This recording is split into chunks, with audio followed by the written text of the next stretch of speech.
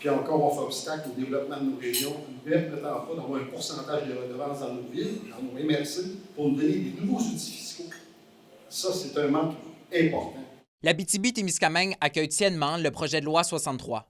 Mardi matin, la ministre des Ressources naturelles et des Forêts, Maïté Blanchette-Vézina, a présenté le projet de loi sur l'industrie des mines devant notamment les membres de la Chambre de commerce de Val-d'Or, politiciens et acteurs du milieu minier à l'Hôtel Forestel de Val-d'Or. On parle de la soustraction des terres privées qui n'ont jamais fait l'objet de travaux d'exploration, de l'exploration, donc du potentiel minéral québécois. On parle de chaque mine aura maintenant un BAP et aussi un volet accélération des processus au sein du ministère pour permettre le développement des projets miniers de manière accélérée, là où il y a de l'acceptabilité sociale. Mais les propositions faites par Québec suscitent de vives réactions dans la région. Eldorado Gold, par exemple, s'inquiète du futur du développement minier avec les mesures proposées par Québec. Les investissements doivent être protégés en région. On parle de mines, on parle de développement durable.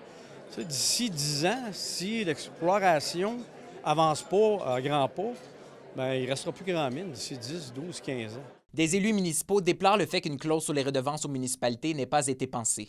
Le fameux dossier des redevances sur des ressources naturelles, on a zéro qui revient dans nos municipalités, total de 0 $. Le gouvernement du Québec s'accapare 100 % des redevances et en redistribue à l'échelle provinciale dans des MRC.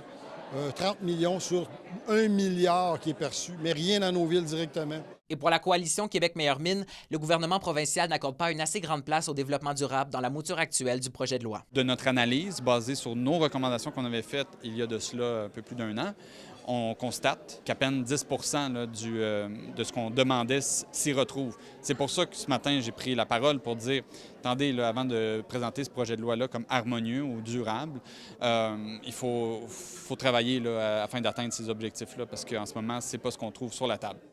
Le projet de loi va être à l'étude à l'Assemblée nationale dès cet automne, où les différents acteurs du milieu déposeront leur mémoire afin de se faire entendre et d'espérer influencer la constitution finale de la loi 63. Félix Blaquière, RNC Nouvelles, Val-d'Or.